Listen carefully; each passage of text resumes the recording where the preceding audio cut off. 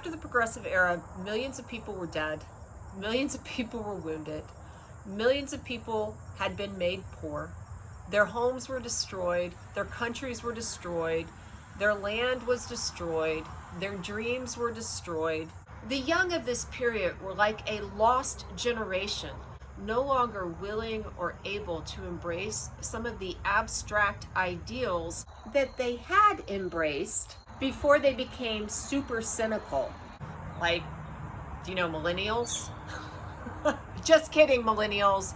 You all are disillusioned. Things are going great. When we say lost generation in the United States, we aren't typically referring to the wider group, the bigger generation. Rather, we're focusing on a very narrow group of writers. Many of these Americans participated in World War I in some way. For example, Ernest Hemingway had driven an ambulance in Italy. But after the war, they moved to Europe, specifically to Paris, and they live as expatriates or expats, these Americans in France. And they participate in a salon at the home of Gertrude Stein. Stein was born in 1874 in Pennsylvania. She grew up in California. She attended Radcliffe College. She ended up being a student of William James, the father of American psychology. And after she got her bachelor's, she went off to Johns Hopkins Medical School. But she really wasn't that interested in that line of study. So eventually she dropped out and she moved to Paris with her brother Leo in the early 1900s. When Gertrude was a teenager, she had to move to Maryland for a while before she went off to college. And it was in this period that she started to go to a lot of social gatherings that really focused on intellectual development, which doesn't sound fun, but frankly, those are the best kinds of parties. Gertrude certainly agreed with me because what she wanted to do was replicate those gatherings in Paris. And she started a salon, which was essentially a gathering of interesting people every Saturday night in the space that she shared with her brother and eventually would share with her lover, Alice Toklas. Gertrude Stein's salon was a who's who of literature and art. There were big names like Ernest Hemingway, James Joyce, F. Scott Fitzgerald, Henry Matisse, Pablo Picasso, Ezra Pound, Thornton Wilder, Sinclair Lewis, Clarabelle and Etta Cohn, who you might never have heard of, but who were giant art collectors and thereby in many ways very similar to Gertrude Stein and Alice B. Toklas because they nurtured the work of these creative souls that were always gathered around them. Gertrude Stein was a writer in her own right. She focused quite a bit on issues that dealt with gender. She wrote a memoir through the eyes of her lover, Alice Toklas, which described some of the goings on at these parties, what these experiences were like being with all of these characters. And that kind of made her into the central genius. But a lot of her work is not as celebrated as, say, that of Ernest Hemingway. I'm going to give you a few names that you should just be familiar with, along with a very small description of each writer. First up is Ernest Hemingway. It's hard to overstress how much of an impact Ernest Hemingway made on the American canon in the 20th century. This guy loomed large. When he first goes to Paris, he's a relative unknown. He's able to get engaged in Gertrude Stein's salon, which was very important to him because it helped him climb the ladder. It helped him meet the people who unlocked the doors, who gave him access to publishers. But Hemingway was just a young man. He wasn't born until 1899, so he's a lot younger than Gertrude Stein. He was married to his first wife, Hadley. He had 4. And he was just kind of figuring it all out, getting engaged in the city of lights and recovering from a period in which he had, as I've already stated, engaged in World War I. He was wounded. That is going to help fuel some of his literature later. Hemingway is important because he created a style that was very straightforward, not at all flowery, and extremely masculine. This is not to say that all men have to write in a particular way. There are many, many male authors who have a much more ornate style that I absolutely also love. But Hemingway's themes, his style, everything about him is just man.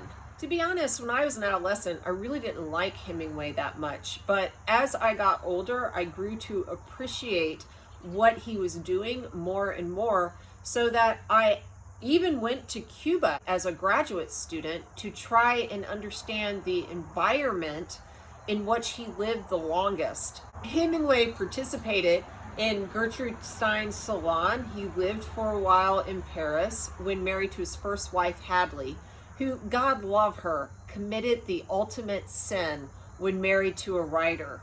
What was that? Have an affair? No. Hemingway was a dog. He had an affair on poor Hadley. It was to take his work in a suitcase on a train and then lose it. There was no backup hard drive.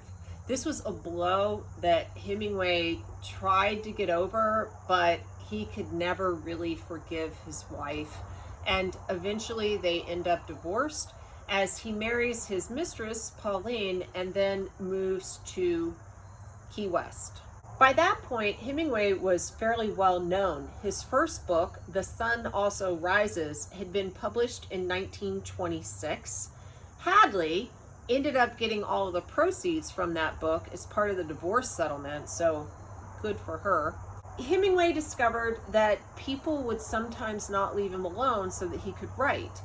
That led him to take a boat often from Key West down to Cuba, where he kept a hotel room in Havana. He liked the bars down there. He liked the socializing with people in the military, guys who were stationed at Guantanamo Bay. But he also loved mingling with the locals who knew a lot about the ocean. Hemingway felt a special calm on the sea. Still, the Hemingway's house was in Key West, and you can go and see it if you ever are down that way. It's famous for having a little colony of cats living there that have 6 toes. At some point, Ernest Hemingway, who loved adventure, would go overseas again to Spain, where there was a civil war ongoing between communist and fascist. He would write for a newspaper while there, and also fall in love with a war correspondent named Martha Gellhorn. This meant the end of Hemingway's second marriage to Pauline, as he moved with Martha down to Cuba full time and established a residence that he would have for decades. This is me at Hemingway's home, a place that I don't think he ever would have left, except for the fact that Fidel Castro took over Cuba. The interesting thing about this house is it is now a museum, and it makes more money for Cuba than any other attraction in the entire country, because Hemingway is still such a respected novelist. Unfortunately, the marriage between Martha and Ernest did not work out. Martha Gellhorn was an extremely independent woman, and I think that she and Ernest Hemingway were sometimes at odds in their marriage because Hemingway was very dominating. Ultimately, Hemingway met his fourth wife during World War II. She was a journalist covering the war in London. They got married in Cuba around 1946, and they remained married until Hemingway's death in the 1960s. Sadly, he took his own life in Idaho. He killed himself with one of his shotguns. There was depression that ran through his family, and he was unfortunately overwhelmed by it. Probably contributing to that was the fact that he had lost his home in Cuba. He also was an alcoholic, and this had never interfered with his work. until later on in his life, when he could no longer get up and write the words that had been in his mind onto the paper. He was overwhelmed by darkness. Hemingway still left behind major works. I've already mentioned The Sun Also Rises. There's also For Whom the Bell Tolls, A Farewell to Arms, and The Old Man and the Sea, which you may have read in high school. Next up, F. Scott Fitzgerald. Most of my students are at least a little familiar with this writer, so I'm just going to tell you some things that you might not know about him. F. Scott Fitzgerald was named for his distant relative, Francis Scott Key, who penned the Star-Spangled Banner. He was part of the Lost Generation. He participated in Gertrude Stein's salon. He was a great admirer of Ernest Hemingway's. Hemingway also admired Fitzgerald's work, though he felt that Fitzgerald was ruining himself with his lifestyle, which makes me want to say just one thing: pot, meat, kettle. That said, Fitzgerald was a notorious alcoholic, and unfortunately he married a socialite named Zelda, who fueled his addictions. He had some limited success in his lifetime, but he was not the literary giant you think of today, and unfortunately he passed away extremely young, in his 40s, younger than I am sitting here, because of his alcoholism. He had a heart attack while trying to earn some dough in Hollywood. The Great Gatsby, which was admired by people like T.S. Eliot, was not a giant bestseller in his lifetime. After he passed away, this book, probably because there were leftover copies of it that the publisher had not sold, was put into the packs of American soldiers who were going overseas to fight World War II. This led to its popularity and its recognition as an American masterpiece. Next is Sinclair Lewis. Here we have the exact opposite story of Fitzgerald's. Sinclair Lewis was extremely successful in his lifetime. Main Street, his first big book, made him a millionaire in the 20s. This looked at the narrow-mindedness of small-town America.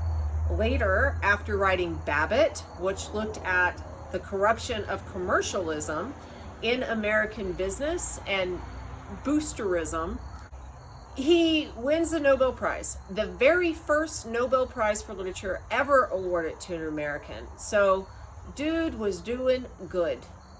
Guess what he was outside of his professional life? An alcoholic. I see a theme here. I see a theme in this lost generation. Of course, he was part of Gertrude Stein's salon, but he died a fairly young man in his 60s because of alcoholism.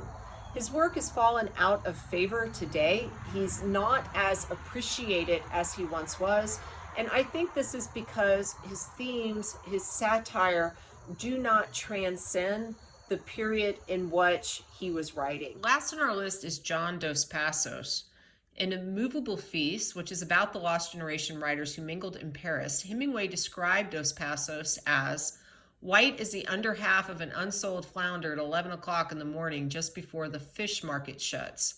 But Dos Passos was much more charitable to Hemingway.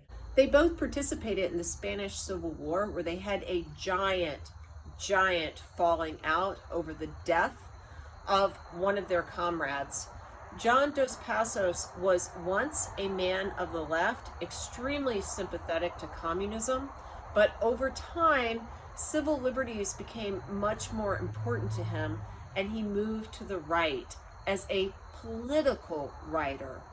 Out of all of the people that I've told you about, he is the guy who lives the fullest life, I think. He was not an alcoholic. He died in his 70s. But he's a name that is sometimes also forgotten, like Sinclair Lewis. I hope you've learned something about some of the people who have contributed to the culture of the United States. I'll talk to you more later. Bye.